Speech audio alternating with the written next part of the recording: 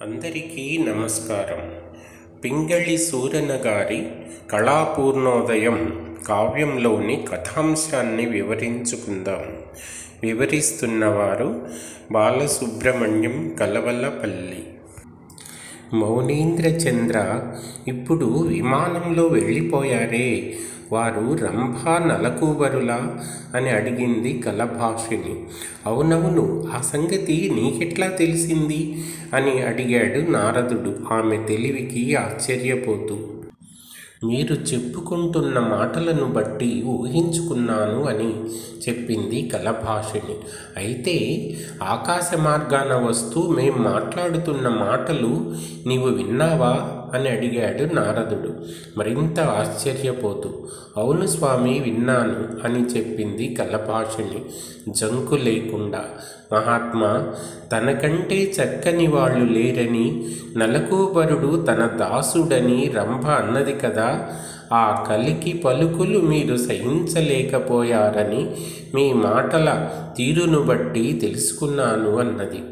చక్కదనంలోనే కాక యుక్తియుక్తంగా మాట్లాడడంలోనూ ఎత్తులు వేయడంలోనూ కూడా కలభాషిణి అసాధ్యురాలు అని నారదుడు ఇట్టే గ్రహించుకున్నాడు. ఆమె చాకచక్యానికి లోలోపల మెచ్చుకున్నాడు. బళిరా, రంభకు సవతి కాదగిన భామిని ఇదే సుమా అని నిశ్చయించుకున్నాడు. అమ్మాయి, నీవు చెప్పినదంతా నిజమే. నా మనోభావాన్ని నీవు చక్కగా గ్రహించావు. తాను మహా సౌందర్యవతినని రంభకు తగని గర్వం. కానీ ఎంతటి వారికైనా తనంతటి వారు లేరన్న గర్వం తగదమ్మా.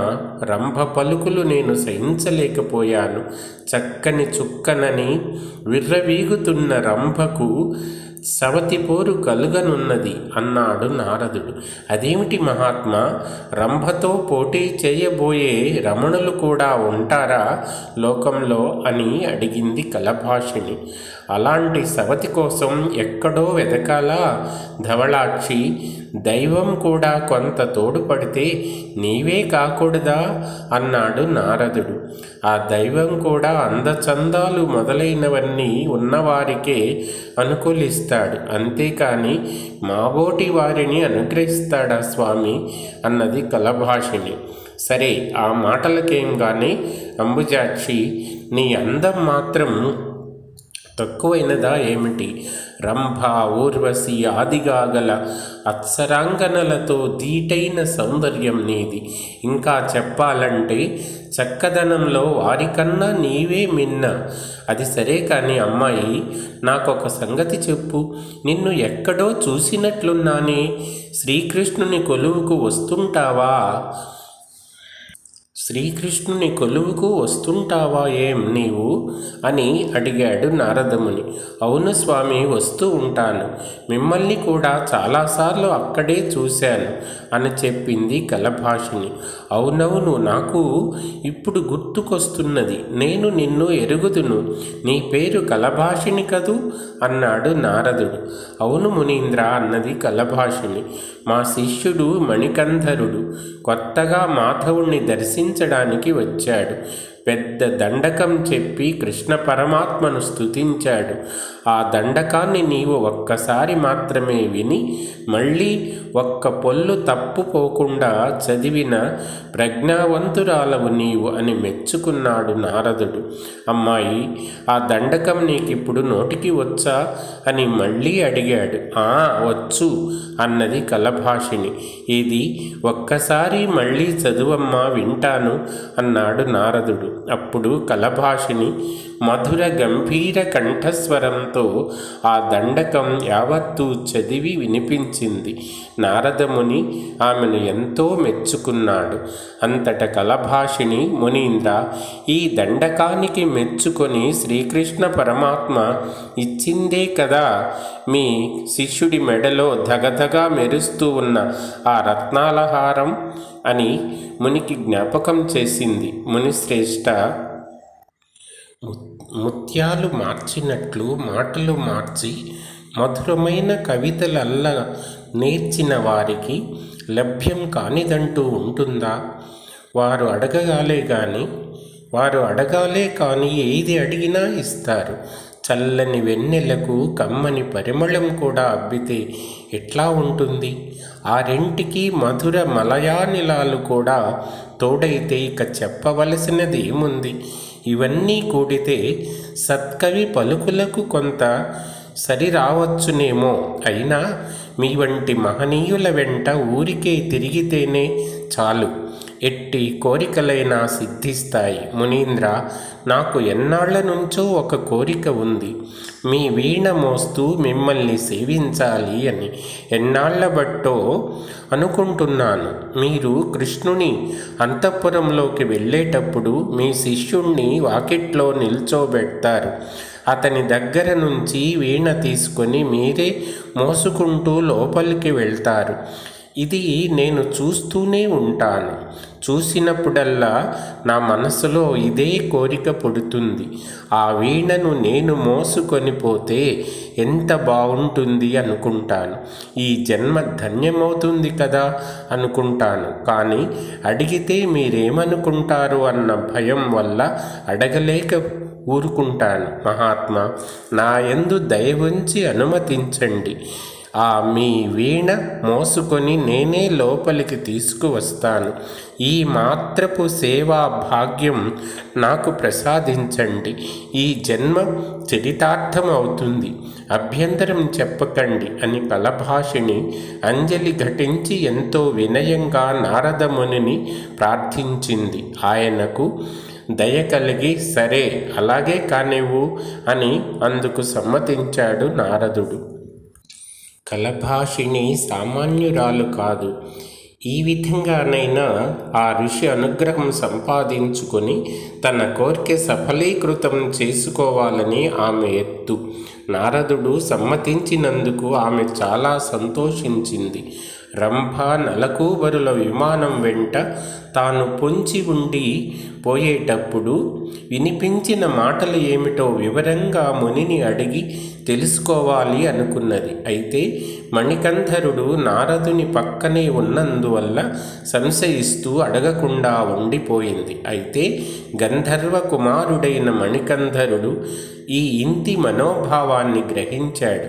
కాస్త ఎడంగా తప్పుకున్నాడు. అప్పుడు కలభాషిణి నారదముని చేరువకు వెళ్ళి, స్వామి, మీరు భూమి మీద ఉన్నారన్న సంకోచం వల్లనో ఏమో రంభ నలకూబరులు తమ విమానాల్ని చాలా పైనుంచి పోనీయక క్రిందిగా పోనిచ్చారు. అప్పుడు నేను దాని వెనకాలే వెళ్ళాను. నాకు వారి మాటలు కొన్ని వినిపించాయి. ఈ నారదుడొకడు మధ్యలో అడ్డు వచ్చాడు. సరే, ఆ కళాపూర్ణుడేమైనాడో ఆ కథ శాంతం చెప్పు అని నలకూబరుడు రంభను అడిగాడు. అప్పుడు రంభ, ఇంతకు మునిపే చెప్పాను కదా, ఆ తరువాత కథ చెప్పకూడదని అని బదులు పలికింది. ఇప్పుడు చెప్పినంత వరకైనా నీవు మరెక్కడా చెప్పకూడదు, తెలిసిందా? నా మీద ఒట్టు అన్నది మళ్ళీ రంభ. మునీంద్ర, ఎవరా కళాప్రపూర్ణుడు? ఆ కళాపూర్ణుడు. అతని కథ ఏమిటి?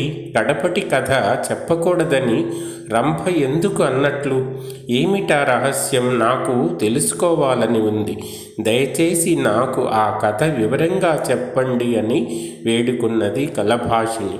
అప్పుడు నారదుడు కొంతసేపు నిశ్చలంగా పైకి చూస్తూ నిలుచుండిపోయాడు. మహానుభావుడు కనుక తన దివ్య దృష్టి వల్ల సమస్తమూ తెలుసుకున్నాడు. తరువాత కలభాషిణిని చూసి, అమ్మాయి, రంభ తన ప్రియుడికి కూడా చెప్పకూడదు అన్న కథ చాలా అద్భుతమైనది. అది నేను కూడా నీకు చెప్పకూడదు అన్నాడు. పోనీ కథ చెప్పకపోతే మానేరు. రంభ నలకూబరుడితో ఏ కారణం వల్ల ఈ కథ చెప్పింది? అసలు ఈ ప్రసంగం వారికి ఎందుకు వచ్చినట్లు? దయచేసి అదైనా సెలవీయండి అని మళ్ళీ ప్రాధేయపడుతూ అడిగింది కలభాషిణి. అంతటా నారదుడు ఇలా చెప్పాడు. ఈ రంభకు నలకూబరుడికి వేరే పని లేదు. పొద్దస్తమానం రతిక్రీడలు తప్ప వీరి శృంగారాలకు వేళ పాళ అంటూ లేదు. ఎప్పుడూ అదే పని. పైగా ప్రతి చేష్ట కూడా వారికి మన్మథ ఉద్దీపనమే. ఇవాళ మమ్మల్ని చూడడానికి ముందు రంభ ఉదయిస్తున్న బాలసూర్యుని పక్క ఒక్క తెల్లని మేఘరేఖ ఉండడం విమానంలో నుంచి చూసింది. నవ్వుతూ అది బ్రహ్మతో ఉన్న సరస్వతిలాగా ఉన్నది అని వర్ణించింది. అది వినగానే నలకూబరుడికి మన్మథోద్రేకం పుట్టింది. రంభ పెదవిని పంటితో నొక్కాడు. ఆ దంతక్షతంతో రంభకు ఇంకా ఎక్కువ తమకం కలిగింది. అప్పుడు మున్నెన్నడూ ఎక్కడా కని విని ఎరుగని ఒక కోమల కలస్వనం ఆమె కంఠం నుండి వెలువడింది. ఆ కలస్వనం చాలా కొత్తగా ఉన్నది నలకూబరుడికి. ఏది ఎన్నడూ లేదే, ఎక్కడా నేర్చావు ఇది? మళ్ళీ ఒక్క మాటు అంటూ నలకూబరుడు రంభను వేడుకున్నాడు. ఇక నా చేత కాదు ప్రియా అన్నది రంభ. చేత కాదా? అయితే నిన్ను వదలను అన్నాడు నలకూబరుడు. అలా వారిద్దరూ మాటలకు అందని సల్లాప సరసం కొంతసేపు తాగి తనివి తీర్చుకున్నారు. తరువాత రంభ తన ప్రియుణ్ణి సంతోష పెట్టడం కోసం అతని ప్రార్థన కొంత సఫలం చేసింది. ఇంతకు ముందెన్నడూ ఇది విన్నది కాదే, ఇప్పుడెలా వచ్చింది అని నలకూబరుడు ఆమెను మళ్ళీ గ్రుచ్చి అడిగాడు. ఇది నేనిప్పుడు కొత్తగా నేర్వలేదు, ఎప్పటి నుంచో నాకు తెలిసిందే అని రంభ చెప్పింది. ఒకానొక కారణం వల్ల ఇంతవరకు దీనిని ఎరుకపరచలేదు, కానీ ఇవాళ నీవు చేసిన దుండగం వల్ల అది బయటపడింది అని తెలియజేసింది. అయితే ఇది ఏ కారణం వల్ల ఇంతకాలం బట్టి దాచావు అని నలకూబరుడు మళ్ళీ అడిగాడు. దీనిని గురించి చెప్తే ఆ ప్రసంగంలో కళాపూర్ణుడి కథలు వస్తాయేమో అన్న భయంతో దాచాను అని బదులు చెప్పింది రంభ. ఆ కథలు వస్తే ఏం అని అంటావేమో, మరేం లేదు. ఆ కథలు చెప్పినవారు విన్నవారు కూడా భూలోకంలో పుత్ర పౌత్రాభివృద్ధితో పెక్కు సంవత్సరాలు సర్వ సౌఖ్యాలు అనుభవిస్తూ ఉంటారు అనే ఒక నియమం ఉన్నది. కనుక ఆ కథ చెప్తే నేను భూలోకంలో పుట్టవలసి వస్తుందని నా భయం. ప్రాణవల్లభ, నిరంతరం నీ కౌగిట్లో అంతులేని సుఖాలు అనుభవించేదాన్ని. అలాంటిది ఎలా సహించగలను చెప్పు అని విశదపరిచింది. తరువాత మళ్ళీ నీవు ఆ కథ విన్నావు కదా అని అంటావేమో. నేను విన్న తరువాతనే ఈ నియమం వచ్చింది. అందువల్ల ఇక నుంచి ఆ కథ వినను చెప్పను అని చెప్పింది. కలభాషిణి రంభకు ఉన్న భయం నాకు ఉన్నది కనుక ఆ కథ నేను కూడా నీకు చెప్పకూడదు. అయినప్పటికీ ఈ కథ ఏదో విధంగా భూలోకంలో తెలిసిపోతుంది, అంతటా వ్యాప్తి చెందుతుంది. దానికి అవసరమైన మార్గాలు కూడా ఏర్పడతాయి. సరే, ఇక ఈ విషయం అలా ఉండనివ్వు. ఆ తీరుగా రంభ నలకూబరులు సంభాషించుకున్న తరువాత వారి విమానం నా చేరువకు వచ్చింది. అప్పుడు వనంలో ఉయ్యాలలూగుతున్న మీ ప్రసంగం వచ్చింది అని నారదుడు ఆమెకు అంతా వివరించి చెప్పాడు. అప్పటి వరకు వనశోభ తిలకిస్తూ ఉన్న మణికంధరుణ్ణి నారదుడు పిలిచాడు. శ్రీకృష్ణ పరమాత్మ కొలువు వేళ అయింది, ఇక పోదాం పద అన్నాడు.